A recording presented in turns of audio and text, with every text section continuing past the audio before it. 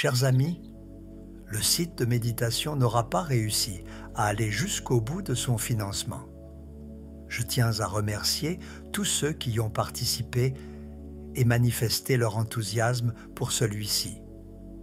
Sachez que nous continuerons à travailler sur le projet. Nous vous tiendrons informés de son avancement. Si vous le souhaitez, vous pouvez me soutenir sur Tipeee. Merci du fond du cœur. Au petit matin, avant que le vent ne se lève, un lac de montagne repose dans un silence parfait. Sa surface, lisse comme un miroir, reflète fidèlement le ciel, les nuages, les sommets environnants. Rien ne trouble cette paix profonde. Puis arrive la première brise. L'eau se ride, l'image se fragmente, la tranquillité se brise en 1000 éclats scintillants. Le lac n'a pas changé de nature. Il est toujours le même lac, mais sa capacité à refléter clairement le monde s'est estompée dans l'agitation. Cette métaphore représente notre esprit, naturellement paisible comme un lac matinal, qui s'agite sous les vents incessants de notre époque. Notifications, obligations, préoccupations et désirs. Nous avons perdu cette qualité de miroir intérieur qui nous permettait de voir clairement, de ressentir profondément, d'être simplement. Nous courons après un bonheur qui semble toujours nous échapper. Cherchons la sécurité dans un monde en perpétuel changement. Tentons de contrôler ce qui par nature nous dépasse. Cette course effrénée nous fait passer à côté de la seule réalité dont nous disposons, l'instant présent. Respirer est le premier acte de notre existence. Et pourtant, c'est souvent le dernier auquel nous prêtons attention. Dans le tumulte de la pensée, nous oublions notre souffle. Il devient court, saccadé, comprimé par le stress, étouffé par nos exigences internes. Face à ce tumulte intérieur, le taoïsme nous offre une perspective différente qui nous enseigne comment retrouver les profondeurs calmes qui demeurent, quelles que soient les tempêtes de surface. Elle nous rappelle que la paix n'est pas à conquérir de haute lutte, mais à retrouver par un retour à notre nature. Comme l'enseigne Lao Tzu, la tranquillité est la plus grande des révélations. Cette tranquillité n'est pas l'absence de mouvement, mais la présence à ce qui ne bouge pas en nous, cette essence intemporelle qui observe les changements sans en être affecté. Celui qui lutte contre le courant s'épuise, celui qui s'y abandonne trouve la force, nous enseigne une ancienne maxime taoïste. Autrement dit, la reconnaissance que notre souffrance n'est moins des circonstances elles-mêmes que de notre résistance à ces circonstances. Observez un roseau au bord d'une rivière pendant une tempête. Contrairement au chêne qui peut se briser en résistant, le roseau plie sous la force du vent et se redresse une fois la bourrasque passée. Cette souplesse n'est pas de la faiblesse, mais de la sagesse. Le roseau a compris quelque chose d'essentiel. Il ne peut contrôler la tempête, mais il peut choisir comment y répondre. Notre mental fonctionne souvent comme un chêne orgueilleux. Face à une situation qui ne correspond pas à nos attentes, une perte d'emploi, une maladie, une rupture, un échec, nous nous raidissons dans la résistance. Cela ne devrait pas arriver. Ce n'est pas juste. Je ne peux pas l'accepter. Cette guerre intérieure contre la réalité consomme une énergie considérable et amplifie notre souffrance. Nous souffrons une première fois de ce qui arrive, puis une seconde fois de notre refus que cela soit arrivé. Le premier enseignement taoïste pour la paix intérieure consiste à lâcher les rames, cesser de lutter frénétiquement contre le courant de la vie. Cela ne signifie pas devenir passif ou résigné, mais développer cette qualité de souplesse intérieure qui nous permet de danser avec les circonstances plutôt que de nous épuiser à les combattre. Il est important de distinguer cette acceptation taoïste de la résignation passive. L'acceptation dont nous parlons est dynamique, intelligente, pleine de discernement. Elle distingue clairement ce qui peut être changé de ce qui ne peut l'être. Face à une injustice, par exemple, nous pouvons accepter la réalité présente tout en agissant pour la transformer. Face à la mort d'un être cher, nous pouvons accepter cette perte tout en traversant consciemment notre deuil. Cette acceptation commence souvent par de petites choses. Accepter un embouteillage sans nous crisper, accueillir une critique sans nous défendre automatiquement, laisser la pluie être de la pluie sans souhaiter qu'il fasse soleil. Ces micro-acceptations du quotidien nous entraînent à cette souplesse intérieure qui nous servira dans les grandes épreuves de l'existence. Comme l'enseigne encore Lao Tzu, celui qui connaît le contentement est toujours heureux. Ce contentement n'est pas la satisfaction béate, mais la capacité profonde de dire oui à ce qui est, d'accueillir la vie telle qu'elle se présente moment après moment. Dans cette acceptation fondamentale se trouve l'une des sources les plus pures de la paix intérieure. La pratique de l'acceptation peut commencer dès maintenant par une respiration consciente qui accueille cet instant exactement tel qu'il est. Car c'est dans l'instant présent et nulle part ailleurs que se révèle cette paix qui ne dépend d'aucune condition extérieure. Dans cette présence respirée, on se rend compte que la majorité de nos tensions ne viennent pas du monde, mais de notre façon d'y réagir. Respirer consciemment, c'est créer un espace entre soi et la pensée, entre soi et l'émotion. Et dans cet espace, une paix devient possible. Pas une paix spectaculaire, mais une paix simple, comme un feu doux dans la nuit. Le superflu s'éloigne, l'essentiel reste. Maintenant que vous avez créé votre espace de tranquillité, nous pouvons nous attacher à cultiver cet espace intérieur pour faire grandir, pour qu'il devienne paix intérieure. Qui connaît les autres est instruit, qui se connaît lui-même est éclairé, nous enseigne Lao Tzu. Cette distinction fondamentale entre instruction et illumination dépeint une méconnaissance commune de la paix intérieure. Elle ne se trouve pas dans l'accumulation de connaissances extérieures, mais dans la compréhension de notre paysage intérieur. Notre époque nous pousse constamment vers l'extérieur. Nous cherchons la validation dans le regard des autres, le bonheur dans la possession d'objets, la sécurité dans des certitudes externes. Cette orientation nous éloigne progressivement de notre centre, de cette source intérieure de calme et de clarté qui ne dépend d'aucune circonstance extérieure. Imaginez l'œil d'un cyclone. Autour de ce centre règne une agitation extrême.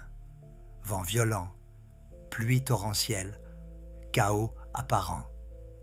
Mais au cœur même de cette tempête se trouve un espace de calme parfait. Un silence qui demeure inébranlable malgré la furie environnante. De même, au centre de notre être existe un espace de tranquillité profonde qui n'est jamais vraiment troublé par les tempêtes émotionnelles ou mentales qui peuvent nous traverser. Face à la complexité et aux sollicitations permanentes de la vie moderne, le taoïsme propose la valeur de la simplicité, pu, symbolisée par la bûche brute, non encore altérée par les ambitions et les artifices. Sans sortir de sa porte, on connaît le monde. Plus on s'éloigne, moins on apprend. C'est pourquoi le sage arrive sans marcher, voit sans regarder, accomplit sans agir, nous rappelle le Tao Te Ching, soulignant que la clarté et la tranquillité se trouvent souvent dans ce qui est essentiel et à portée de main. L'esprit s'encombre et s'inquiète lorsqu'il s'attache avec excès aux possessions matérielles, à la reconnaissance sociale ou à des opinions inflexibles. Tel un voyageur surchargé, nous pouvons peiner inutilement sur le chemin de la vie. Dans nos vies saturées de bruit et de stimulation, créer délibérément des espaces de silence devient un acte révolutionnaire. Ces moments de retrait du monde extérieur permettent à notre nature profonde de se révéler à elle-même. Chuang Tzu nous parle de cette qualité d'attention qu'il appelle le jeûne de l'esprit. N'écoute pas avec tes oreilles, mais avec ton esprit. N'écoute pas avec ton esprit, mais avec ton souffle. L'ouïe se limite au son, l'esprit aux représentations, tandis que le souffle forme un creux apte à accueillir le monde extérieur. Ce creux dont parle le sage, c'est précisément cet espace intérieur que nous cultivons, cette capacité d'accueil qui ne juge pas, ne rejette pas, n'attire pas, mais simplement reçoit avec une présence ouverte. Retrouver cette simplicité bénéfique peut commencer par des actions concrètes, réorganiser notre espace de vie, limiter les distractions, apprécier les plaisirs simples, un moment de calme, une conversation sincère, la contemplation de la nature. La contemplation de la nature offre également un chemin précieux vers cette paix intérieure. Assis près d'un arbre, observant le mouvement des nuages ou l'écoulement d'un ruisseau, nous nous accordons progressivement au rythme plus vaste de l'existence. Cette communion silencieuse avec le monde naturel nous rappelle que nous appartenons à quelque chose de plus grand que nos préoccupations personnelles. Comme l'enseigne encore la sagesse taoïste, le vide permet à la roue de tourner. De même, c'est en cultivant cet espace vide en nous, libéré des jugements, des projections, des attachements compulsifs, que nous retrouvons cette fluidité naturelle de l'être. Dans cette vacuité féconde, s'épanouit spontanément la paix que nous cherchions à l'extérieur. En cheminant vers cette paix, nous nous rendons compte de notre nature véritable et nous retrouvons à naviguer avec des vents contraires. Dans l'acceptation des contraires réside la sagesse suprême, nous enseigne un ancien proverbe taoïste. Notre mental a tendance à diviser l'existence en catégories opposées, bonheur et malheur, réussite et échec, plaisir et douleur, accepter et rejeter. Cette vision dualiste nous maintient dans une oscillation perpétuelle entre attraction et répulsion, satisfaction et frustration. Nous cherchons à retenir les expériences agréables et à éviter celles qui nous déplaisent, créant ainsi une résistance constante au flux naturel de la vie. Le symbole du yin-yang nous montre que les apparents contraires ne s'opposent pas vraiment, mais se complètent et se transforment continuellement l'un en l'autre. La nuit porte en elle les germes du jour, comme le jour contient déjà l'obscurité naissante. L'inspiration appelle naturellement l'expiration. La joie et la tristesse se succèdent comme les saisons. La naissance et la mort participent d'un même mystère de transformation. Cette vision nous libère de la quête épuisante d'un bonheur permanent ou d'une paix qui exclurait toute forme de difficulté.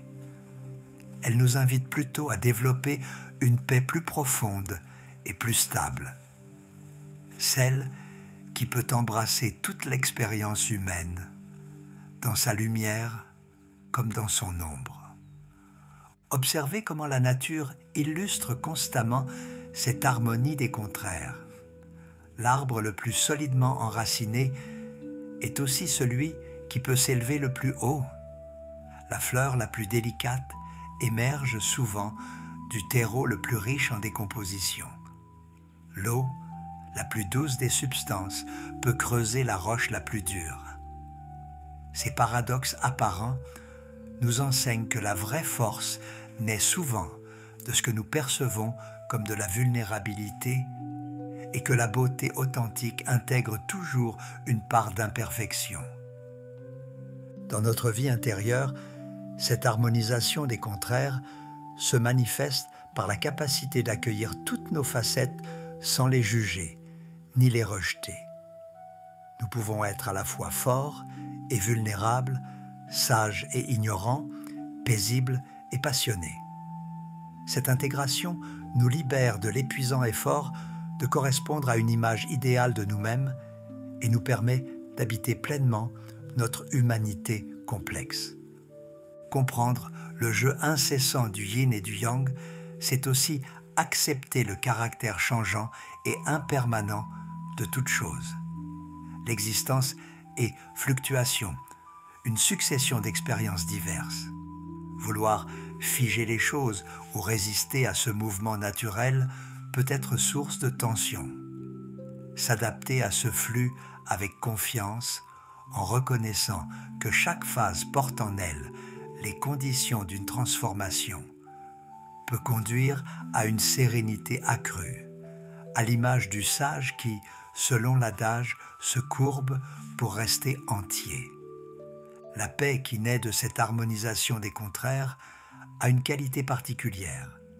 Elle n'est plus fragile ni conditionnelle.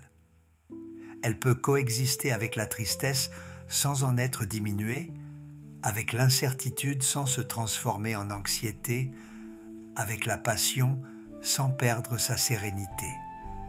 C'est la paix du danseur qui trouve son équilibre non dans l'immobilité, mais dans le mouvement même. Cette intégration peut commencer par de petites réconciliations intérieures. Accepter d'être parfois fatigué sans en faire un échec personnel. Accueillir moments de doute sans les interpréter comme des signes de faiblesse. Reconnaître nos élans de colère ou de peur comme des aspects naturels de notre humanité plutôt que comme des ennemis à combattre.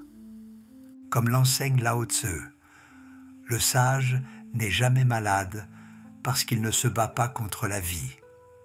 Cette absence de combat ne signifie pas passivité, mais cette forme supérieure d'action qui danse avec les circonstances plutôt que de leur résister. Dans cette danse harmonieuse entre tous les aspects de notre être se révèle une paix qui transcende toutes les oppositions. Sur le chemin vers la paix intérieure, certains écueils se dressent avec régularité. Les taoïstes en ont identifié 3 obstacles principaux que nos contemporains reconnaîtront aisément: l'attachement obsessionnel au résultat, la résistance rigide au changement et l'identification excessive à nos rôles sociaux. Le premier de ces obstacles, l'attachement au résultat, empoisonne subtilement nos actions les plus nobles. Nous méditons pour obtenir la paix, aimons pour être aimés en retour, donnons pour recevoir de la reconnaissance. Cette mentalité transactionnelle transforme chaque geste en investissement dont nous attendons un retour, créant une tension permanente entre nos efforts et nos attentes. Lao Tzu nous met en garde. Celui qui s'attache aux choses les perd. Plus nous nous crispons sur ce que nous désirons obtenir, plus nous nous éloignons de la paix qui ne peut naître que de l'action désintéressée, de l'amour inconditionnel, de la présence pure. Le deuxième obstacle, notre résistance au changement, nous maintient dans un combat perpétuel contre la nature même de l'existence. Nous voulons figer les moments heureux, préserver nos certitudes, maintenir nos relations dans un état immuable. Mais comme l'observe Chuang Tzu, la vie d'un homme entre ciel et terre passe comme le saut d'un poulain blanc franchissant un fossé, un éclair et c'est fait. Cette impermanence qui nous effraie est précisément ce qui rend possible le renouvellement, la guérison, la croissance. Résister au changement, c'est s'épuiser à retenir l'eau dans ses mains. Le troisième obstacle, particulièrement prégnant dans nos sociétés modernes, consiste en notre identification excessive au masque que nous portons. Nous devenons notre profession, notre statut social, notre image sur les réseaux sociaux. Nous nous épuisons à maintenir ces personnages, oubliant qui nous sommes véritablement sous ces rôles. Cette identification crée une paix factice, fragile, constamment menacée par tout ce qui pourrait ébranler l'image que nous cultivons. Ces trois poisons de l'âme moderne s'incarnent concrètement dans nos vies quotidiennes. L'addiction aux réseaux sociaux illustre parfaitement ces mécanismes. Nous nous attachons aux réactions et commentaires, résultat, résistons à l'idée de nous déconnecter, changement, et construisons notre identité autour de notre présence numérique, identification. Cette triple dépendance nous éloigne progressivement de cette paix simple qui naît de la présence à ce qui est, ici et maintenant. La course à la performance, autre fléau contemporain, nous maintient dans un état d'agitation permanente.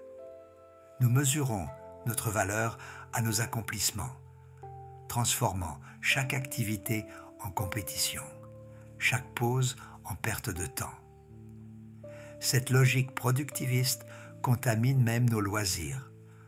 Nous devons être efficaces en sport, optimisés en vacances, performants en relations amoureuses. La peur du jugement d'autrui constitue un autre obstacle majeur. Nous modelons nos opinions, nos choix, même nos émotions sur ce que nous imaginons être les attentes de notre entourage. Cette aliénation subtile nous coupe de nos véritables désirs, de notre spontanéité naturelle, de cette authenticité qui est l'un des fondements de la paix intérieure. Face à ces obstacles, le taoïsme propose des antidotes éprouvés. Au poison de l'attachement, il oppose la pratique du détachement. Non pas l'indifférence froide, mais cette forme supérieure d'amour qui peut donner sans attendre, agir sans s'approprier les fruits de l'action. À la résistance au changement, il oppose la cultivation de la souplesse intérieure, cette capacité de bambou qui plie sans se rompre. À l'identification au rôle, il oppose le retour à l'essence, cette découverte de qui nous sommes au-delà de tous nos masques sociaux. Comme l'enseigne la sagesse ancienne, imposer sa volonté aux autres, c'est force. Se l'imposer à soi-même, c'est force supérieure. Cette force supérieure consiste précisément à nous libérer de ces obstacles que nous avons nous-mêmes créés, à retrouver cette simplicité originelle où la paix peut enfin s'épanouir naturellement. Ainsi, adopter des rituels quotidiens qui transforment progressivement notre rapport à l'existence permettent de se libérer de ces poisons. Ces pratiques ne demandent ni équipement sophistiqué, ni conditions exceptionnelles. Elles nécessitent simplement cette qualité d'attention qui transforme l'ordinaire en extraordinaire. Le réveil offre une première opportunité précieuse de cultiver la paix intérieure. Au lieu de bondir immédiatement vers nos obligations, accordons-nous quelques instants de transition consciente.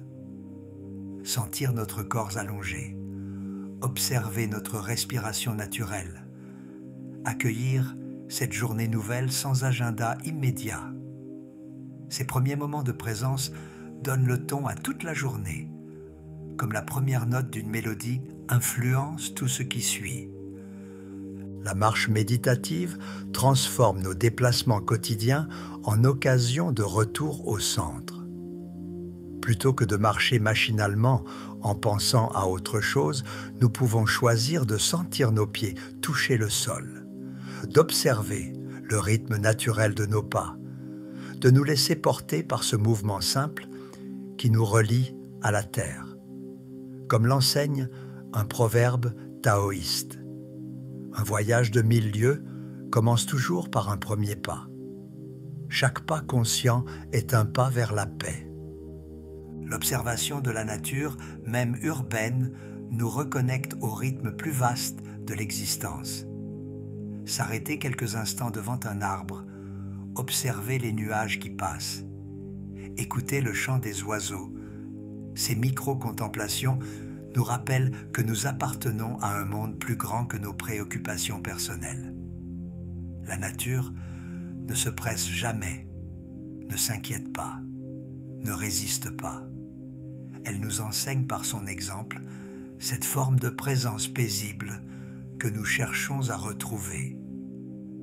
L'art de la lenteur révolutionne notre rapport au temps. Choisir délibérément de faire certaines activités plus lentement, manger, se laver, écouter quelqu'un, nous libère de la tyrannie de l'urgence permanente. Cette lenteur consciente n'est pas de la paresse, mais une forme de résistance créative à l'accélération généralisée de notre époque. Face aux défis quotidiens, nous pouvons apprendre à transformer les obstacles en maîtres. Cet embouteillage qui nous irrite devient une invitation à pratiquer la patience. Cette critique qui nous blesse se transforme en miroir, nous révélant nos attachements. Cette fatigue qui nous accable nous enseigne l'art du lâcher-prise.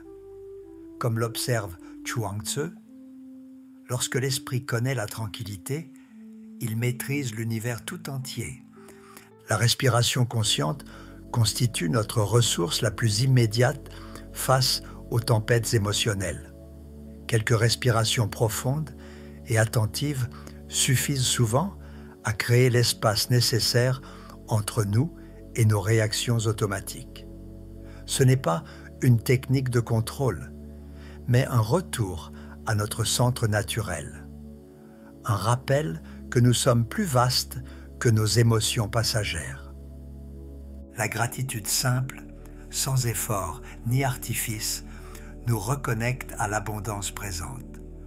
Non pas la gratitude forcée qui nie les difficultés, mais cette reconnaissance spontanée pour les innombrables dons qui nous entourent, l'air que nous respirons, la nourriture qui nous nourrit, les personnes qui nous accompagnent. Cette gratitude naturelle dissout progressivement l'amertume et l'insatisfaction chronique. Créer des espaces sacrés dans notre environnement, même modeste, nous rappelle l'importance de l'intériorité. Un coin tranquille, quelques objets significatifs, un moment quotidien de recueillement. Ces encore nous aident à revenir régulièrement à notre centre. Lao Tzu nous rappelle « Qui sait s'arrêter ne périclite jamais ». Ces pauses délibérées dans le flot de nos activités ne sont pas des pertes de temps, mais des investissements dans notre équilibre profond. La pratique du sourire intérieur, enfin, consiste à diriger une bienveillance douce vers nos propres organes, nos émotions, nos tensions. Ce simple geste de tendresse envers nous-mêmes peut dissoudre des années de crispation et nous ramener à une relation apaisée avec notre propre existence. Nous en parlerons en détail dans une prochaine vidéo. Ces pratiques ne sont pas des recettes magiques, mais des invitations à retrouver cette simplicité originelle où la paix peut s'épanouir naturellement. Leur pouvoir réside moins dans leur sophistication que dans leur régularité, moins dans leur perfection que dans leur sincérité. Au terme de cette exploration vers la paix intérieure, une vérité essentielle se dégage. La paix n'est pas une destination lointaine que nous devons atteindre au prix d'efforts héroïques, mais une manière d'être disponible à chaque instant, une façon de marcher sur le chemin de l'existence. Cette découverte bouleverse notre rapport habituel à la recherche spirituelle. Nous n'avons pas à gravir des montagnes ou à traverser des déserts pour trouver ce que nous cherchons. Nous n'avons pas à devenir quelqu'un d'autre ou à acquérir des compétences extraordinaires. La paix que nous désirons si ardemment repose déjà au cœur de notre être comme cette tranquillité profonde du lac qui demeure même quand sa surface s'agite. Les 3 enseignements que nous avons explorés, accepter ce qui est, cultiver l'intériorité, harmoniser les contraires, ne sont pas des étapes successives à franchir, mais des aspects complémentaires d'une même sagesse. Ils se nourrissent mutuellement, s'approfondissent réciproquement, révèlent ensemble cette vérité simple. Nous sommes déjà ce que nous cherchons à devenir. L'acceptation nous libère de la guerre épuisante contre la réalité. La cultivation de l'intériorité nous reconnecte à notre source inépuisable de paix. L'harmonisation des contraires nous permet d'embrasser toute notre humanité sans conflit intérieur. Ces 3 voies convergent vers une même reconnaissance. La paix véritable n'exclut rien, ne combat rien, ne fuit rien. Elle est cette présence ouverte qui peut accueillir tous les visiteurs de l'existence, joie et tristesse, certitude et doute, plénitude et manque, avec la même hospitalité sereine. Cette paix a une qualité particulière, elle ne dépend d'aucune condition extérieure, ne s'altère pas selon les circonstances, ne demande aucune maintenance particulière. Elle est comme le parfum naturel d'une fleur qui embaume sans effort, ou comme la lumière du soleil qui éclaire sans discrimination. Le sage qui l'a retrouvée marche tranquillement sur le chemin de sa vie, portant cette paix comme une fragrance invisible qui se transmet naturellement à ceux qu'il rencontre. Imaginez ce sage. Il ne se distingue pas par des pouvoirs extraordinaires ou une perfection surhumaine. Sa particularité réside dans cette qualité de présence qui transforme tout ce qu'elle touche. Quand il écoute, l'autre se sent vraiment entendu. Quand il agit, son geste trouve naturellement sa justesse. Quand il se tait, son silence apaise. Cette transformation ne naît d'aucune technique sophistiquée, mais de cette simplicité retrouvée qui permet à la vie de s'exprimer à travers lui sans obstacle. Cette voie est accessible dès maintenant, en cet instant même.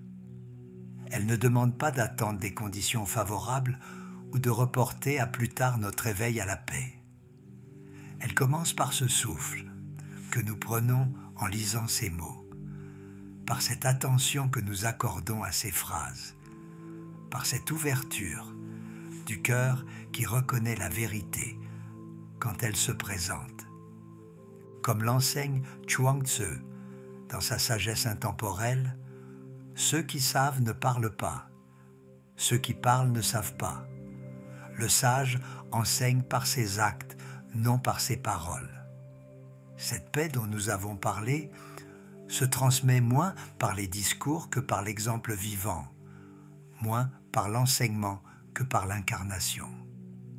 Puissions-nous devenir à notre tour ces témoins silencieux de la paix possible, ces porteurs tranquilles d'une sérénité qui ne se force pas, mais se révèle. Ces invitations vivantes pour tous ceux qui cherchent encore le chemin du retour vers leur demeure intérieure. Car en fin de compte, comme nous le rappelle la sagesse éternelle du Tao, nous ne trouvons jamais que ce que nous n'avons jamais vraiment perdu.